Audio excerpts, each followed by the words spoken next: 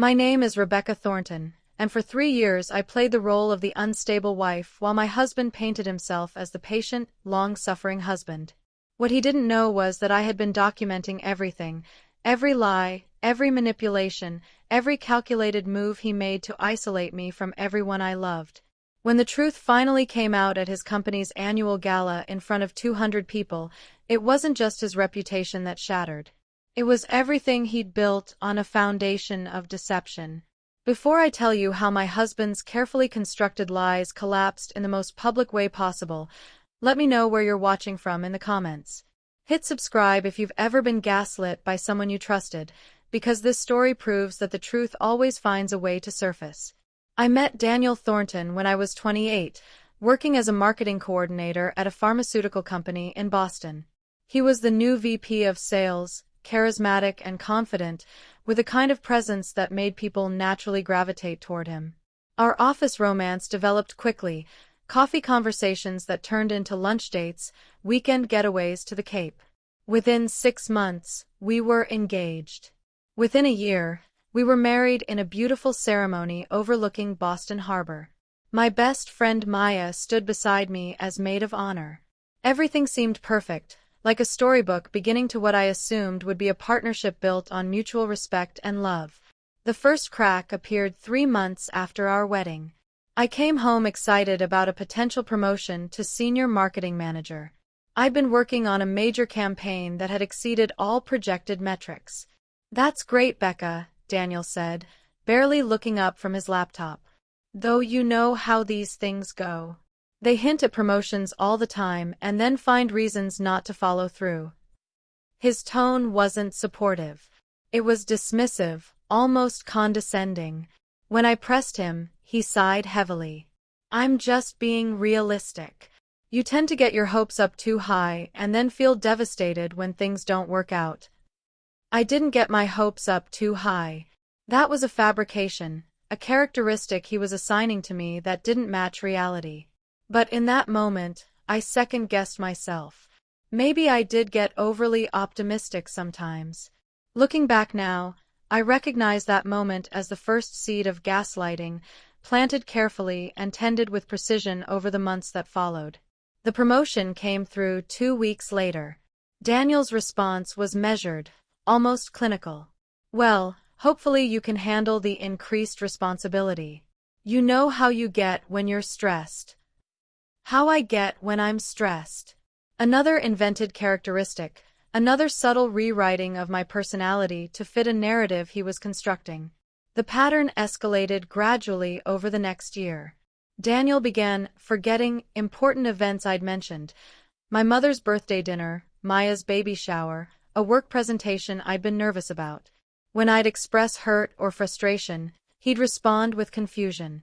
"You never mentioned that to me," he'd say with such convincing sincerity that I'd find myself questioning my own memory. "Are you sure you told me? Because I have no recollection of that conversation." He started making comments about my mental state. "You seem really anxious lately. Maybe you should talk to someone." Or, "You're being really emotional. Is it your hormones?" When I'd push back, he'd adopt a tone of patient concern. "I'm just worried about you, Becca. You've been so on edge.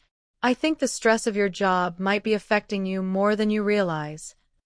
The most insidious part was how he'd frame these concerns to other people. I started noticing how our friends would ask me if I was doing okay, their questions clearly informed by whatever Daniel had been telling them privately. My relationship with Maya began to strain. She'd invite me to lunch, and I'd accept, only to have Daniel create some last-minute conflict that would prevent me from going. After I'd canceled on her 3 times in a row, she stopped reaching out as frequently. "I feel like I'm losing you," she told me during one phone conversation. "Daniel seems to take up all your time, and when we do talk, you're defending him constantly." "He's just under a lot of pressure at work," I insisted weakly. "His stress doesn't justify how he treats you," Maya said bluntly. "He told James last week that you'd been having episodes, and that he was worried about your mental stability." My blood ran cold. "He said what?" Episodes. Like you're having mental breakdowns. James thought I should know, but Rebecca, there's nothing wrong with you. Daniel's creating this narrative. That night, I confronted Daniel. His response was textbook gaslighting. I never said that. James must have misunderstood me. I told him you'd been stressed, and that I was concerned. He probably misinterpreted that. But you told him I was having episodes, I pressed. I absolutely did not use that word, Daniel said firmly. You're hearing what you want to hear. This is exactly what I'm talking about. You're so wound up that you're misinterpreting normal conversations. The argument went in circles until I was exhausted and doubting my own perception of reality. The breaking point came on a Tuesday evening, 18 months into our marriage. I'd been working late when Daniel called at 8:47 p.m., his voice urgent. Where are you? He demanded. I've been calling for 2 hours. I'm at the office, I said, confused. I told you this morning I'd be working late on the Henderson project. You didn't tell me anything, he snapped. I came home to an empty house with no note, no message. I've been worried sick. Daniel, I definitely told you this morning, I insisted, though doubt was creeping in. This is getting really concerning, Rebecca, he said, his voice shifting to grave.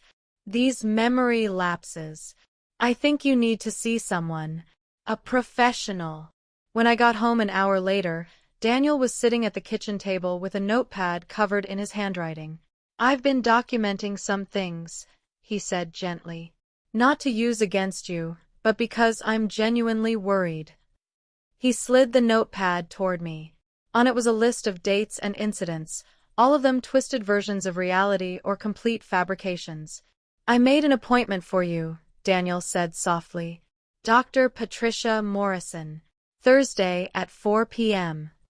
I should have refused. But I was so worn down, so confused, so isolated that I simply nodded. Dr. Patricia Morrison's office was near Mass General. I sat in the waiting room alone, filling out intake forms. Under current concerns, I wrote, my husband thinks I'm having memory problems and emotional instability.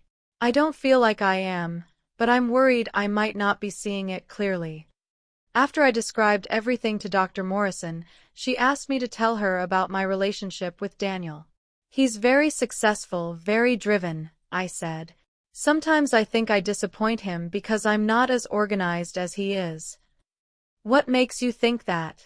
She asked. He tells me. He points out when I've forgotten things. Is he right? She asked, something in her tone making me look up sharply. Dr. Morrison set down her notepad. Rebecca, in your own experience, without your husband's interpretation, do you genuinely feel like you're having significant memory problems? I thought about it. No. At work, I never forget anything. I manage complex projects with multiple deadlines. My boss has never indicated I'm forgetful. And when you're with friends or family, away from your husband?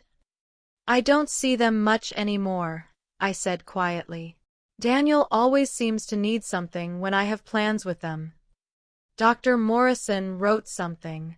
Rebecca, I'm going to be very direct. Based on what you've told me, I don't believe you have a psychiatric condition. What I believe you're experiencing is gaslighting, a form of psychological manipulation where someone makes you question your own reality. The word hung in the air. Gaslighting. I'd heard the term before, but I'd never imagined it could apply to my own life. Why would he do that? I asked, my voice breaking. In my experience, people gaslight for control. To make you dependent on them, to isolate you, to establish themselves as the sole arbiter of truth in your life. It's abuse. The word abuse hit me like a physical blow. Daniel had never hit me, never screamed at me. But Dr. Morrison was right. This was abuse, just a more subtle form. What do? I asked. First, stop doubting yourself, she said firmly. Trust your own memory. Keep your own records, a journal, screenshots, anything that documents reality. And second, think seriously about whether this relationship is something you want to continue. I left her office in a daze. When Daniel picked me up, his first question was, "What did she say?" "She wants to see me again next week," I said carefully. "She said it takes time to understand what's going on." Daniel nodded, seemingly satisfied. "I'm just glad you're getting help, Becca." That night, after Daniel had gone to sleep, I started my journal. I wrote down everything I could remember about our relationship, about the incidents he'd documented as my memory lapses, about the conversation with Dr. Morrison. I hid the journal in my old college backpack in the back of our closet. Then I went back to bed and lay awake, staring at the ceiling, planning my next steps. The following weeks were challenging. I continued to see Dr. Morrison every Thursday, always telling Daniel she was working on my diagnosis. Meanwhile, I started rebuilding connections. I reached out to Maya, explaining that I was working through some things and needed her support. She responded immediately. This time when Daniel tried to create a conflict, I stood firm. "I'm having lunch with Maya," I told him. "It's important to me." "But I thought we could spend the afternoon together," he said. "I've barely seen you this week." "You see me every night," I pointed out. "I need time with my friends too."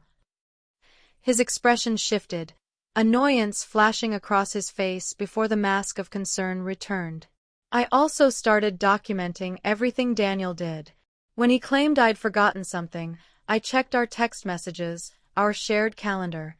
Every single time, my memory was correct and his was the fabrication. The most damaging discovery came when I was looking through our bank statements online.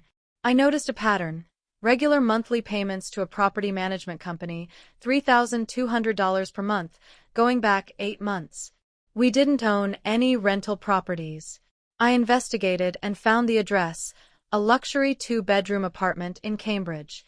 When Daniel came home that evening, I had the bank statements on the kitchen table. "What is this?" I asked. He glanced at them. "It's an investment property. I told you about it months ago."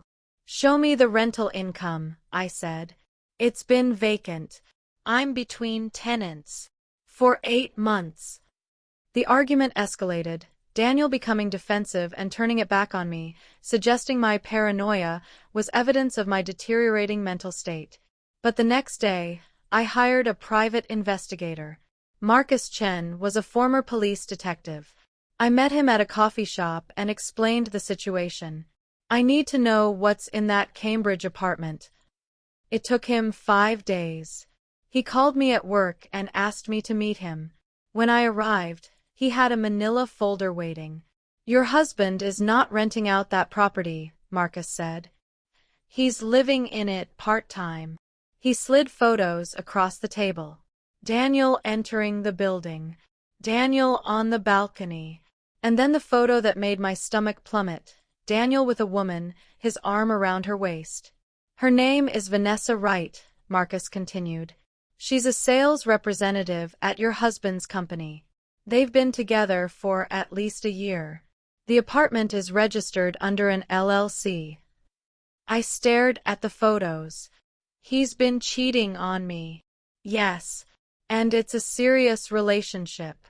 She stays there regularly. 16 months. Almost our entire marriage. All this time, while he'd been telling me I was crazy, he'd been maintaining a separate life with another woman." "What was he planning?" I asked aloud.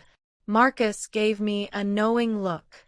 "Usually they're building a narrative for divorce. If he can establish that you're mentally unstable, he can push for a favorable settlement." Everything clicked into place. The gaslighting, the documentation of my supposed issues, the isolation. It had all been preparation for divorcing me and making it look like he was the victim. "What do I do?" I asked. "What do you want to do?" I thought about it. "I want to beat him at his own game." Marcus smiled slightly. "I can help with that." Over the next 3 weeks, Marcus and I built an extensive file on Daniel's double life. Photos of him with Vanessa. Credit card statements showing purchases in Cambridge. Testimony from the doorman confirming they were a couple. But the most damaging evidence came from Daniel's company email, which I accessed through our shared family computer. The emails painted a clear picture. Daniel and Vanessa had been planning since before our first anniversary. They discussed me in cold terms.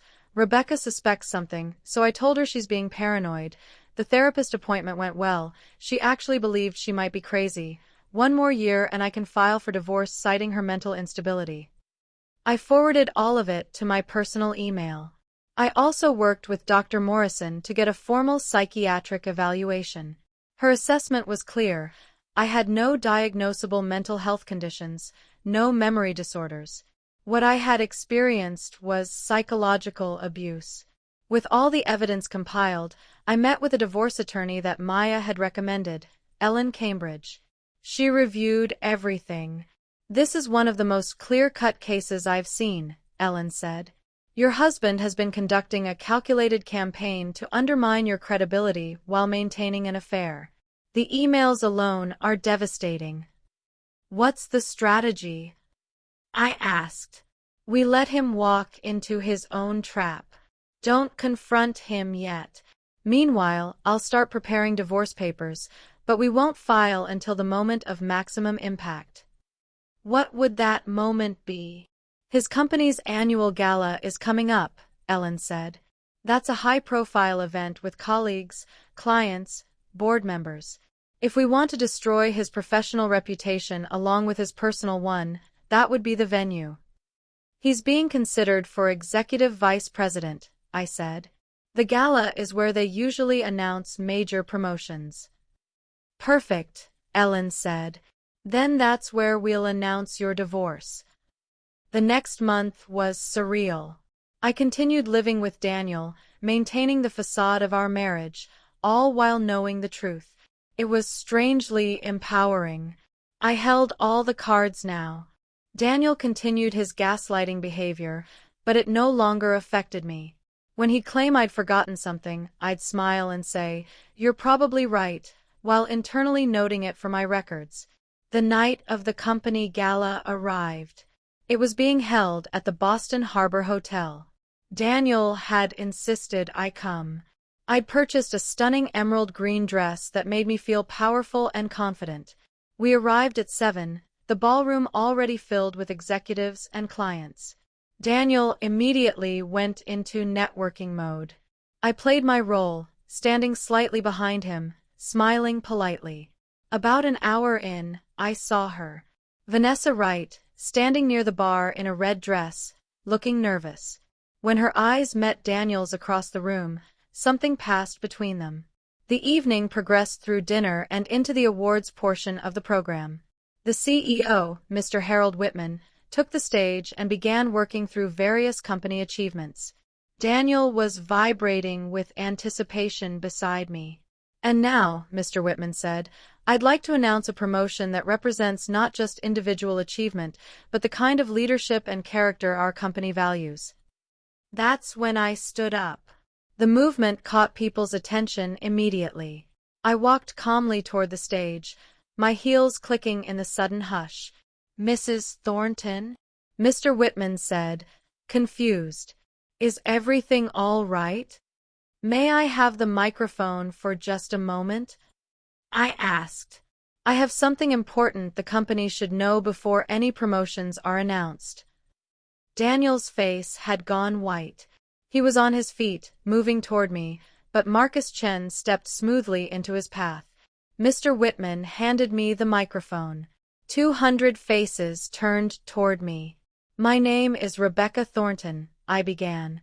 "I'm Daniel Thornton's wife. For the past 18 months, my husband has been conducting a systematic campaign to make me believe I'm mentally unstable.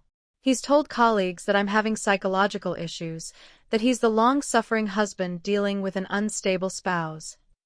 I paused. Daniel was trying to push past Marcus. "Rebecca, stop this right now," he hissed.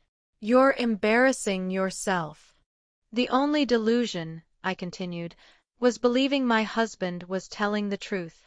The truth is that Daniel has been having an affair with Vanessa Wright, I pointed directly at her, for at least 16 months. He's been maintaining a separate apartment in Cambridge, paid for with our marital assets. And his campaign to make me seem unstable was preparation for divorcing me while portraying himself as the victim. The room erupted in whispers. I have emails, I continued, where Daniel and Vanessa discuss their strategy. I have bank statements, photographs, testimony from witnesses, and a psychiatric evaluation confirming that I have no mental health issues, that what I experienced was gaslighting, a form of psychological abuse. I looked directly at Mr. Whitman. Your company values character and integrity. Before you promote someone to executive leadership, I thought you should know exactly what kind of character Daniel Thornton actually has.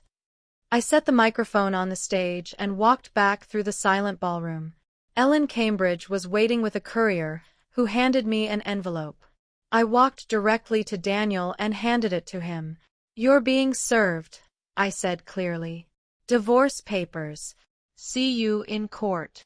Then I walked out, Maya at my side, leaving behind a husband whose carefully constructed life had just shattered. The aftermath was swift and brutal, for Daniel.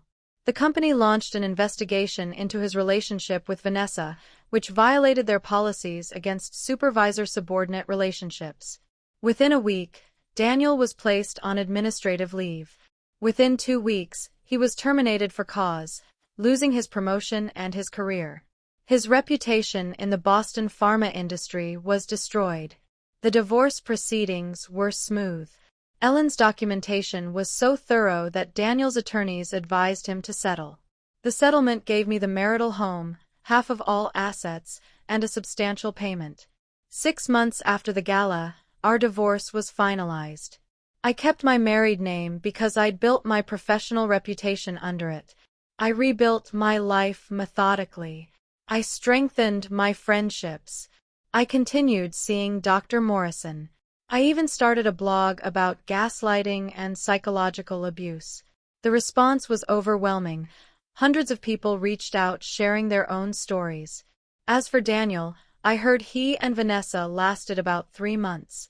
When the thrill of the secret was gone, the relationship couldn't sustain itself. 1 year after the divorce, on what would have been our 4th anniversary, I went to dinner with Maya and friends. We toasted to survival, to truth, to the strength it takes to trust your own reality when everyone around you is telling you you're wrong. The truth always has weight to it, I told them.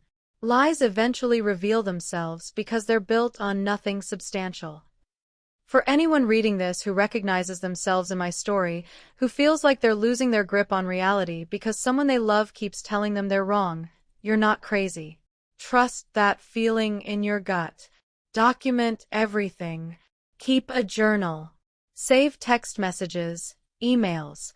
Talk to friends and family. Find a therapist who understands psychological abuse. And remember that the truth is powerful. It might take time to surface, but lies eventually crumble under the weight of reality.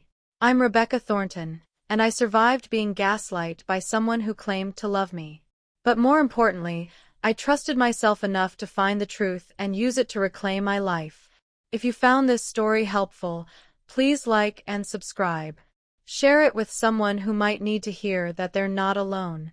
And feel free to share your own stories in the comments. Thank you for listening. Remember, trust yourself, document reality, and never let anyone convince you that your experiences aren't valid.